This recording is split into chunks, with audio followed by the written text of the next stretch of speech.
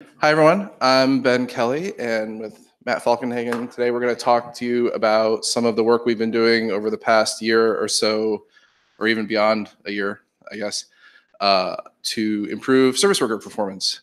And we're going to talk about the types of problems we've found, how we think about the problems, and the optimizations that we've tried. This is a selection. There's many more beyond what we're going to talk about today, but we thought these would be interesting and have some results that we could show.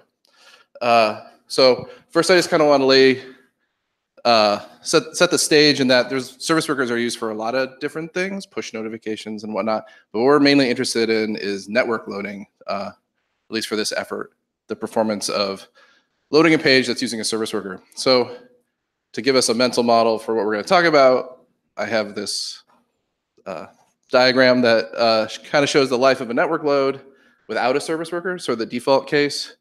I kind of broke it up in 3 stages, sort of a preparation stage. I called it queued here. There's probably some official name for it. Fetching headers, and after that's done, we get the 200 status, and then we have to wait for the body to fully load before we finally complete the request. These arrows are not intended to be sized by time here. It's just a visual representation. So if we add a service worker to this, we can break down this loading process further. We still have some preparation queuing at the front, but now we need to start a service worker, maybe, but often that needs to happen. We need to have some messaging, perhaps cross-process, to dispatch a fetch event in the service worker. And then for the fetching phase, we kind of break this up into running the JavaScript for the fetch event handler. It will then do something. It can do anything it wants, right? It's JavaScript. In this case, I'm showing it doing cache.match. This is sort of like a prototypical fetch handler. So that's sort of what we focused on. And then when cache comes back, it gives you a response. Well, you need to run more JavaScript to fulfill the promise that you gave to respond with. And then finally, we can load the body, again, this time from CacheStorage. So thinking about this structure, we have a number of metrics that we've been tracking at various stages over this time. Not all of these go back a year. We've added them over time. But we measure how long does it take to start a service worker. We measure IPC messaging time to the service worker for things like fetch event. And then we also measure cache storage match time, which for most of this time period is all matches, which may or may not matter since you can use this outside of fetch event. Recently, we added additional metrics to differentiate matches that are within a fetch event. So recently we were getting even better data. Fallback time is when we don't call respond with. This is sort of an important case because this is sort of the default case. If you're not implementing offline support, it's sort of the fastest thing a service worker fetch handler can do to keep the load running as it normally would have. And then finally, body loading, we measure that mostly through CacheStorage, since over the network it's going to have a lot of variability. And then we also have some top-level metrics like first contentful paint. There's things that in the sub-metrics that won't show up in first contentful paint because loading scripts, for example, might happen after the first paint and whatnot. So we look at all of these together. So with that, I'm going to hand it off to Matt to discuss some of the core service worker changes. Yeah, so here you go. Hi, so yeah, I'll walk through some of the changes we've made to service workers, starting with one called service worker servicification. And to describe it, I'll show kind of the timeline of a page load that goes through a service worker. And I'll kind of refer to this kind of timeline in other optimizations as well. So this is going to show like kind of the old architecture before the servicification change and also other changes we've made. So we start out with the start of the navigation in the browser process. The browser wants to load a URL. Thanks. It wants to load a URL. So the first thing it does is it checks, or not the first, or one of the things it has to do is check whether a service worker should get the request for this URL. So it looks it up, and we're going to say, yes, there is a service worker for this URL. So it's going to find a render process to start the service worker in and say, render process, please start the service worker. So it sends an IPC there, and then the service worker thread starts up, and it goes back to the browser and it says, yes, the service worker is ready. And now the browser says, okay, I've got my URL, please get the response to this URL. So it goes back to the service worker, and it says, it basically sends an IPC to the render process to say, dispatch the fetch event for this request. So this is what Ben was describing earlier, that in this fetch event, the service worker can do many things. It could go to network. It could get something from CacheStorage. It might not have response and do network fallback.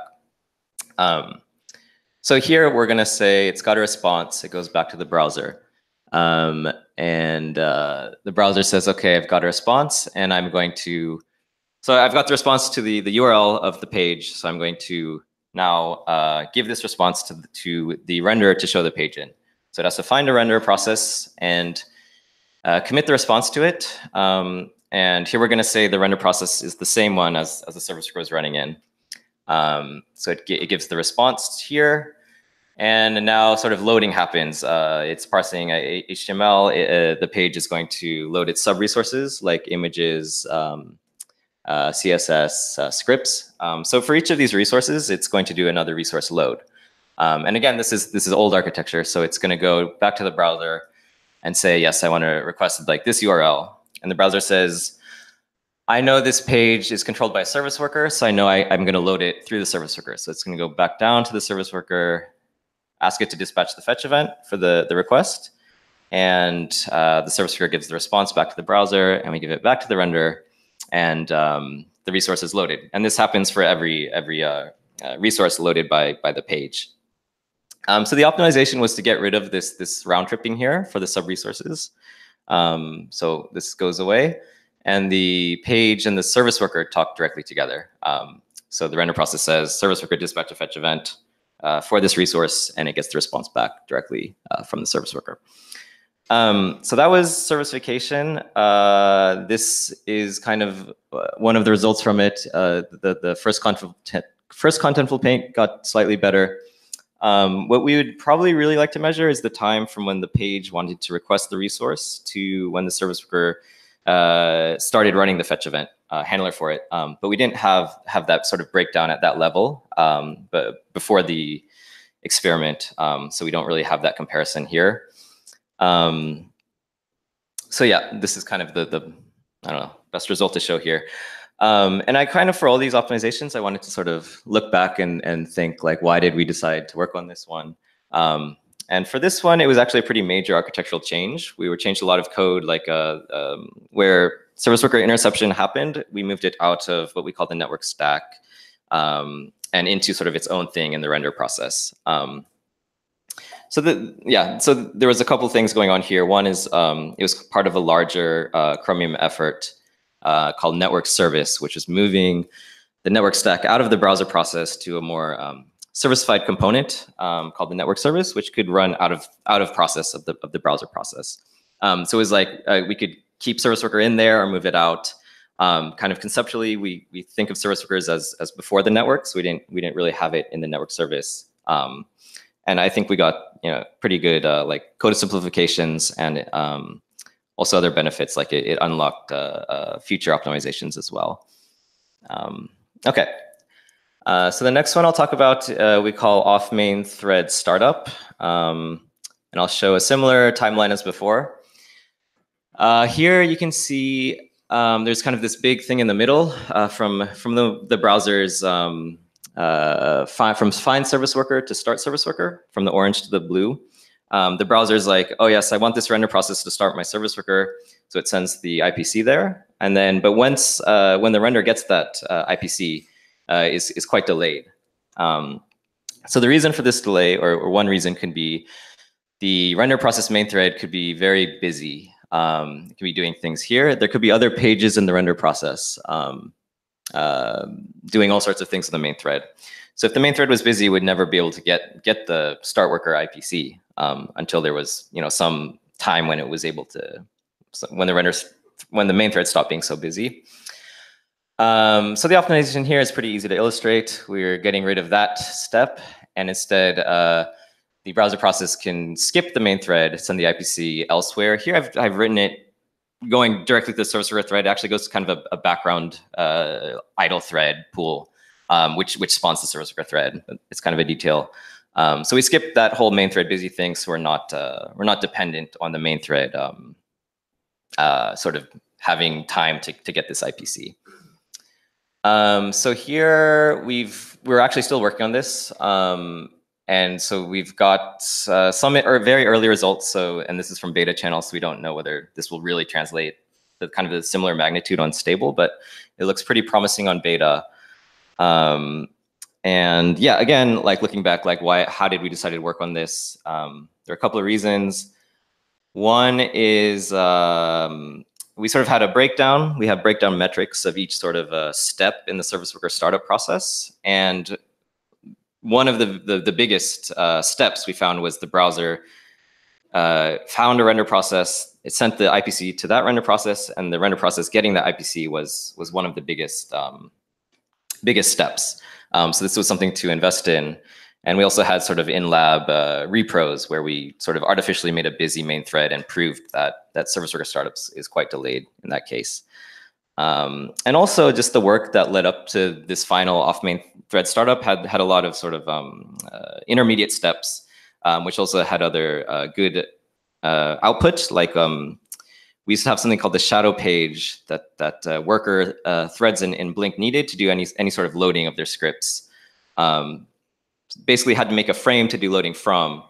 And we saw that this frame, which has nothing to do with anything except like trying to load a worker script, was running like layout and CSS, and we would see that show up in traces as well. So we wanted to clean that up. So yeah, that is off main thread startup. And the final one I'll talk about is we call process priority. Here we go. This one's also pretty easy to illustrate. Here, so the browser process knows about all the render processes that are running, and it can set sort of the priority of each process. So it can tell the operating system this render process is high priority, this render process is low priority. Put simply, if the render process is showing things in the foreground tab, it's usually going to be high priority. If it's showing things in a background tab only, we're going to make it low priority. But this kind of breaks down with service workers because the service worker may not be in the same process as the page that it's controlling, as illustrated here. So even if this page is in a foreground render, if the service worker may be in one with background priority, and that would slow down sort of the user experience on that page that's being rendered. So the optimization is to not do that and give the service worker high priority. So we sort of say, yes, if the service worker is running, if it controls a page, we're going to say, yes, it deserves to have foreground priority. So that's, yeah, so that's what we did there. Some results from this, you can see, some big improvements, especially at the 95th percentile for the page making request and that request getting to the service worker, the fetch event dispatch messaging. And also in the case of fallback, which as Ben mentions is kind of like the default case if the service worker has no response. This is the time between the page sending the request and getting back a response in the case that response is a fallback. A response from the worker saying, basically, I don't know what to do with this. Please fall back to network. This improves substantially at 95th percentile with this change. And you can see we also moved the high level metric here a bit as well.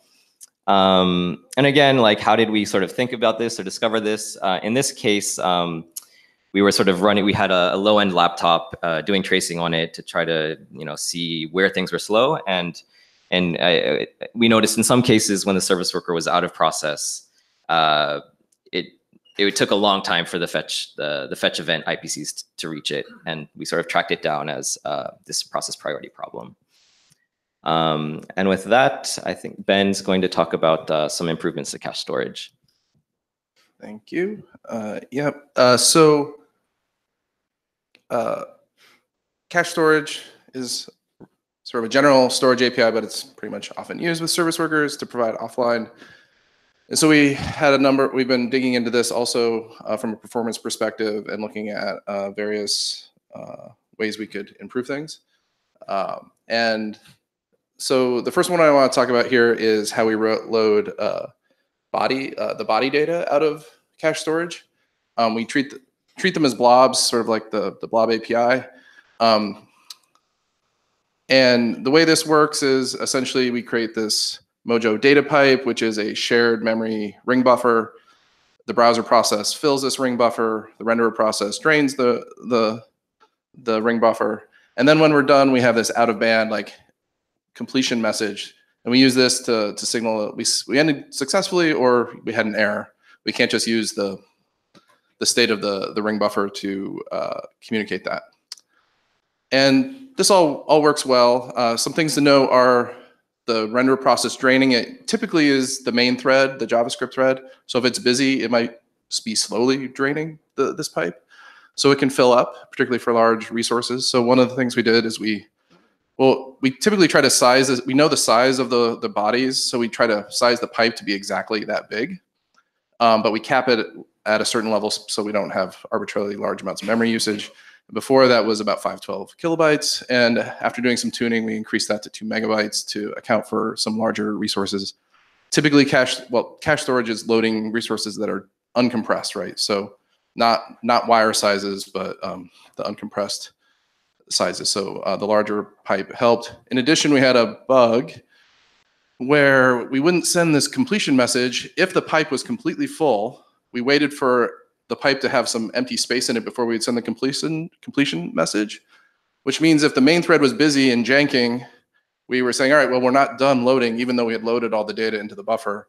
And so the main thread would start running, it would start draining, have all the data, but it would say, well, I'm still waiting. We have to round trip again. So what we end up doing is, since we know how big things are, when we're done reading, we just say we're done, even if the buffer is full still. And most of this improvement was from the stalling of that completion message. But yeah, like we had a long periods of delay loading the body because of this, because we were exactly sizing it to the buffer, and the main thread is often busy doing things. So this one had some pretty significant improvements, as you can see, at both the median and P95. And this was something we basically found through tracing on the low-end laptop, looking at traces with a partner site. Let's see, this launched in M75, and these results are from the stable channel at that time. So another optimization, I'm going to call parallel read operations, is we have a facility to collect sort of slow reports from the field where on Canary, if some of our metrics are extremely bad, we can get a trace from those devices. And we noticed in those cases for CacheStorage, there were sites using, queuing up large numbers of cache dot matches at once, like 200, 300 at a time. And those were responsible for like 5-second match times sometimes. So started looking into this, and so the architecture to explain it is, the renderer begins the cache.match from the JavaScript thread, might be a service worker or a document, goes to a manager module in the browser process, and then we use sort of an operation queue, and historically we're pulling one operation off at a time, looking at disk and completing it.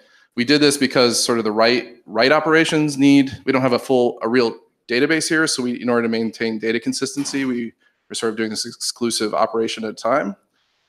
For reads though, this wasn't really necessary. So in cache.match, in that case is a read. So we started allowing up to 16 read operations at a time. And it also had some pretty large impact on match time.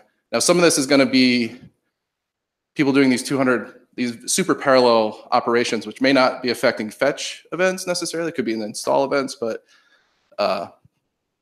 it's good to move our numbers down in the match time. And avoid like conflicting if you have multiple pages loading or multiple things happening on your site at once. And it did move first contentful paint, which is a sign that it's still improving fetch event. Let's see. All right, so this is another body loading optimization. So for this one, there's this sort of architectural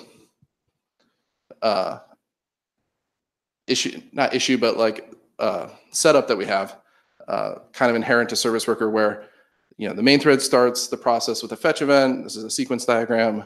We send a message to the browser process to do the match. We get a response back, and then we're like, okay, we have a response. Give it to the respond with promise, and then the browser decides, okay, let's read this response, and we go back to the browser process, start reading, and return the data. So there's this extra round trip. In the non-service worker case, we don't have this because we know we're loading this from HTTP cache, for example, and it's going to be consumed by the loading stack. So we just read the body immediately. We don't have this round trip that we have to go back for. So the solution is to not do that and eagerly read the body. However, there's a downside to this because, as I said, sometimes people load 200 responses at a time simultaneously. And if they're not actually looking at the body data, this would be hugely wasteful. So we have a heuristic that we only do this if the cache.match URL is the same as an outstanding fetch event URL. So we have some confidence that this is actually going to be used to fulfill a fetch event.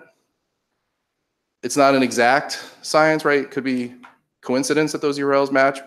It's really hard to know if any given cache operation is going to be used for the fetch event because there's JavaScript that can run in the way, but this at least avoids performing this optimization in too many cases where it would become a net negative.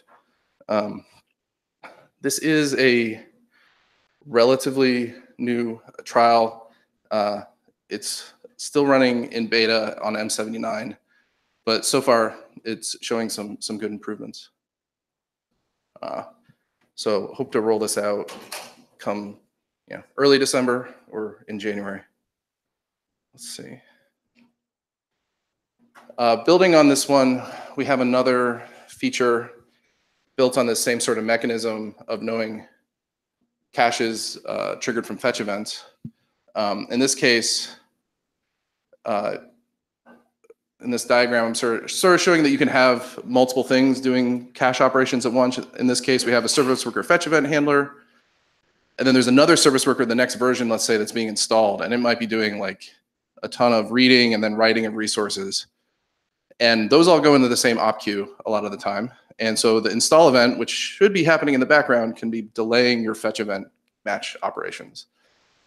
Another way that you can conflict, for example, is if you have your fetch event handler do a match, if there's a miss, load from the network, and then you write the response at the end, the sort of the progressive caching approach. Well, those writes to disk could be blocking later cache.matches in your load process. So to address this, we are making that op queue into a priority queue and prioritizing matches coming from the fetch event. This is still too early, though, to tell any data. It just got merged to M79, and the trial hasn't started in beta yet. It's also a little unclear if we're going to see, this is a little situational, so I'm unsure if we're going to actually see things in UMA data here. We might need to do partner trials that are running into these sort of conflicts to know if it really offers a benefit. Let's see. So I think I'm going to hand it back to Matt to wrap up. Thanks. Okay, so so where does this all add up to? So this table sort of shows overall trends long term. So some things to be aware of here are this data is from Canary. That's because some of these changes are recent and not in higher channels yet. And some of these metrics were not really added like a year ago. So the start time of the metrics are different depending on when data was available. Yeah, you might. This isn't like an A/B test. It's just like what it was at this point in time, what it is now. So the numbers don't match up to A/B experiments that we showed earlier, because there's so many changes that could happen between that time and now. An experiment runs like 2 populations at the same time on the same content. If it's in this case, it's like the content may have changed, the web may have changed, the users may have changed. Many things could be different. But that said, the trends you can kind of see that they look okay. Going through some of these. So yeah, the service worker startup time is the metrics better than it was like last year, and also getting the request from when the page wants to make the request to the service worker getting that request is getting better. Fallback time is actually interesting because I think the metric changed meaning at some point, and we don't actually log it in many cases where we used to log it. So it's you can't really compare those from December 2018. Cache storage improvements, cache storage match times is trending good, and also loading the body from the cache storage is also looking better, and the top level metric has a good trend at slow loads. Okay, and finally, we couldn't mention like everything we've done or are working on.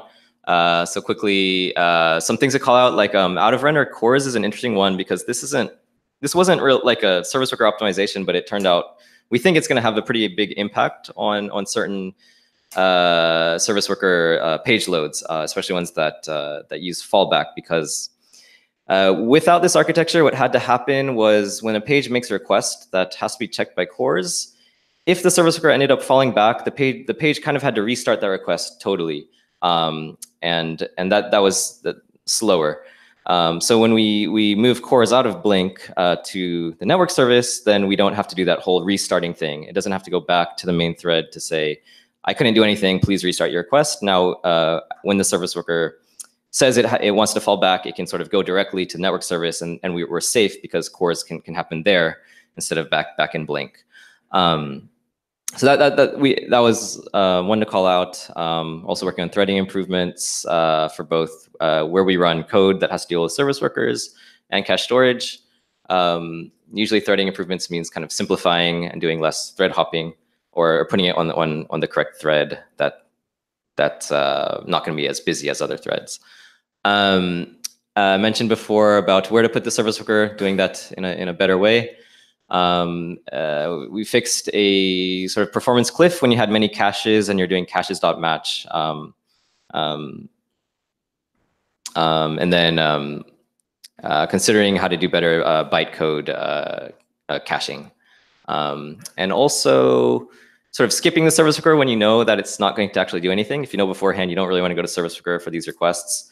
Sort of working on like a sort of experimental API for that, which I believe Facebook is planning to contribute code for. So I think that's all. Did you want to say something at the end? No. Yeah, so we have some time for questions. 2 minutes. Yeah.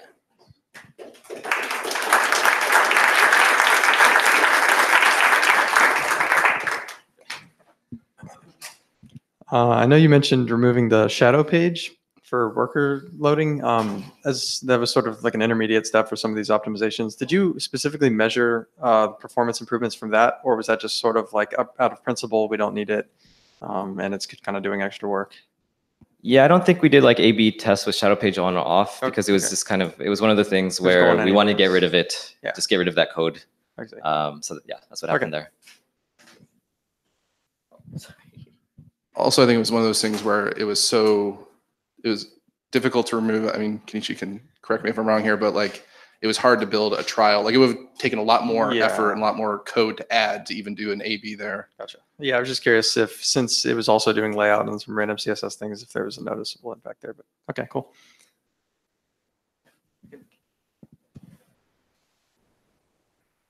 Maybe pardon my ignorance on how Please Navigate and everything works, but I was noticing in the diagrams there that it seems like we only sort of start creating the mainframe part of the renderer for a new page on navigation sort of after we've already talked to the service worker and gotten a response back. Is that just sort of the way that loading works, or could we like sort of in parallel start creating the frame and the service worker at the same time? Yeah, we do that parallelization.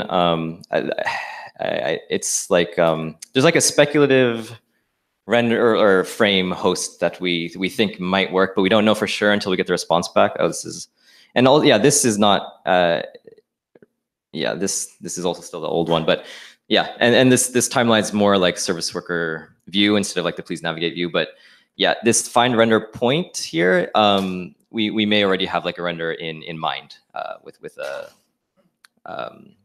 some stuff already set up for it. But it may turn out we can't use that one.